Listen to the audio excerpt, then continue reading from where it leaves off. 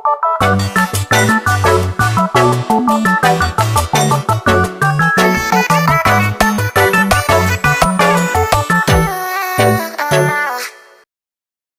itu nanoteknologi dan nanomaterial? Sebelum ke pertanyaan tersebut, kita mungkin belum familiar dengan kata nano. Jadi, apa itu nano? Nano dalam bahasa Yunani adalah kecil atau kerdil. Skala nanometer. Skala nanometer adalah 10 pangkat negatif 9. Kalau diperumpamakan akan menjadi sebagai berikut. Jika ukuran seutas rambut manusia memiliki ketebalan sekitar 100 mikrometer atau 100.000 nanometer, jadi jika Anda membagi ketebalan seutas rambut menjadi 100.000 bagian yang sama, setiap bagian akan memiliki ketebalan 1 nanometer. Kembali ke pertanyaan sebelumnya, apa itu nanoteknologi dan nanomaterial? Nanoteknologi merupakan ilmu dan rekayasa dalam penciptaan material, struktur fungsional maupun piranti dalam skala nanometer. Nanomaterial adalah material dengan dimensi skala nano yang sifat permukaan atau antarmukanya lebih dominan daripada sifat massalnya. Bagaimana sejarah nanoteknologi? Sejarah nanoteknologi menelusuri perkembangan konsep dan karya eksperimental yang termasuk dalam kategori luas nanoteknologi. Meskipun nanoteknologi merupakan perkembangan yang relatif baru dalam penelitian ilmiah, pengembangan konsep-konsep utamanya terjadi dalam jangka waktu yang lebih lama. Munculnya nanoteknologi pada tahun 1980-an disebabkan oleh konvergensi kemajuan eksperimental seperti penemuan mikroskop tunneling pemindaian pada tahun 1981 dan penemuan Fullerene pada tahun 1985. Dengan penjelasan dan pemasyarakatan kerangka konseptual untuk tujuan nanoteknologi yang dimulai dengan publikasi buku Engines of Creation tahun 1986, ilmuwan yang pertama kali memperkenalkan nanoteknologi adalah ilmuwan dari Jepang, yaitu Norio Taniguchi. Norio Taniguchi dari Universitas Sains Tokyo adalah orang pertama yang menggunakan istilah nanoteknologi dalam sebuah konferensi tahun 1974 untuk menggambarkan proses semikonduktor seperti pengindapan lapisan tipis dan penggilingan berkas ion yang menunjukkan kontrol karakteristik pada orde nanometer. Definisinya adalah nanoteknologi terutama terdiri dari pemrosesan, pemisahan, konsolidasi, dan deformasi material oleh satu atom atau satu molekul. Namun, istilah tersebut tidak digunakan lagi hingga tahun 1981 ketika Eric Drexler, yang tidak menyadari penggunaan istilah tersebut sebelumnya oleh Taniguchi, menerbitkan makalah pertamanya tentang nanoteknologi pada tahun 1981. Aplikasi nanoteknologi di berbagai bidang. 1. Bidang kesehatan. Pengobatan yang lebih presisi. Nanopartikel dapat mengantarkan obat langsung ke sel kanker, mengurangi efek samping kemoterapi. 2. Bidang elektronik.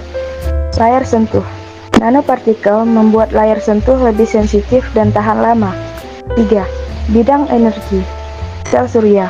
Nanopartikel meningkatkan efisiensi sel surya dalam mengubah sinar matahari menjadi listrik. 4. Bidang lingkungan. Pemurnian air. Nanopartikel dapat menghilangkan polutan dari air dengan sangat efektif. 5. Bidang pertanian. Pupuk dan pestisida nano. Nanopartikel membuat pupuk dan pestisida lebih efektif dan mengurangi dampak negatif terhadap lingkungan. 6. Bidang material, tekstil. Serat nano membuat pakaian menjadi lebih tahan air, antibakteri, dan memiliki sifat self-cleaning. 7. Bidang kosmetik, sunscreen. Nanopartikel dalam sunscreen memberikan perlindungan yang lebih baik terhadap sinar UV. 8. Bidang olahraga, peralatan olahraga. Nanopartikel membuat peralatan olahraga lebih ringan, lebih kuat, dan memiliki performa yang lebih baik. 9. Bidang lainnya, konstruksi. Nanoteknologi digunakan dalam pembuatan beton yang lebih kuat dan tahan lama. Klasifikasi nanoteknologi. 1. Klasifikasi nanomaterial berdasarkan dimensi. Berdasarkan dimensi yang berada pada skala nano, nanomaterial dapat diklasifikasikan menjadi A. Nanopartikel, zero dimensional. Semua dimensinya berada dalam skala nano. Contoh, Booleaness, quantum dots, aplikasi obat-obatan, kosmetik, elektronik. B. Nanorods atau nanovirus, one dimensional. Satu dimensinya berada dalam skala nano, sementara dua dimensi lainnya jauh lebih besar. Contoh, nanotube karbon, nanorod emas. Aplikasi, sensor, elektronik, baterai. C. Nanoplatelets atau nanosheets, two-dimensional. Dua dimensinya berada dalam skala nano, sementara satu dimensi lainnya jauh lebih besar. Contoh, graphene, boronitride, nanosheets. Aplikasi, komposit, elektronik fleksibel, dan katalis. D. Nanostructured materials, three-dimensional. Semua dimensinya berada dalam skala mikro namun memiliki struktur internal pada skala nano. Contoh, nanoform aerogel. 2. Berdasarkan konfigurasi atau komposisi struktur. A. Nanomaterial organik, senyawa organik diubah menjadi nanomaterial organik. Beberapa contoh nanopartikel atau polimer organik adalah liposom, dendrimer, micelle, dan ferritin. B. Nanomaterial anorganik. Nanomaterial anorganik adalah nanopartikel yang tidak memiliki atom karbon dan dikenal sebagai nanopartikel anorganik. Nanopartikel anorganik biasanya diklasifikasikan sebagai nanopartikel yang tersusun dari nanomaterial berbasis logam atau berbasis oksida logam. C.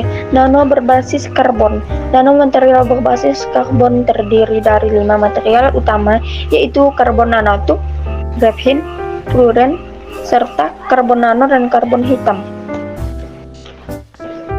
Nanomaterial karbon yang berbentuk bulat dan elipsoidal disebut fluoren atau disebut bola Boole. Fluoren adalah struktur bulat dengan diameter hingga 8,2 nm untuk satu lapisan dan dari 4 hingga 36 nm untuk fluoren berlapis-lapis yang terbentuk dari 28 hingga 1500 atom karbon. D. Nanokomposit. Komposit nanomaterial terdiri dari nanopartikel yang dikombinasikan dengan nanopartikel lain. Nanopartikel yang dikombinasikan dengan material berskala lebih besar dan nanomaterial yang dikombinasikan dengan material tipe masal. Nanomaterial sudah digunakan untuk meningkatkan sifat mekanis, termal, dan tahan api dalam berbagai produk mulai dari suku cadang mobil hingga bahan kemasan. 3. Nanomaterial berdasarkan asal. Nanopartikel alami dan buatan adalah dua kelompok yang membagi nanomaterial berdasarkan asal-usulnya. A. Nanomaterial alami. Nanomaterial alami dapat ditemukan dalam berbagai bentuk di alam, termasuk virus, molekul protein, mineral seperti tanah liat, koloid alami seperti susu dan darah, koloid cair, kabut tipe aerosol, gelatin tipe gel, material alami yang tereminasi seperti kerang, koral, dan tulang, sayap serangga dan opal, sutra laba-laba, daun teratai, kaki toke, abu vulkanik, dan semprotan laut. B. Nanomaterial buatan. Nanotube karbon dan nanopartikel semikonduktor seperti titik kuantum QD adalah contoh nanomaterial buatan yang dibuat secara sadar menggunakan prosedur mekanis dan manufaktur yang presisi. Nanomaterial dikategorikan sebagai material berbasis logam, dendrimer, atau komposit tergantung pada strukturalnya.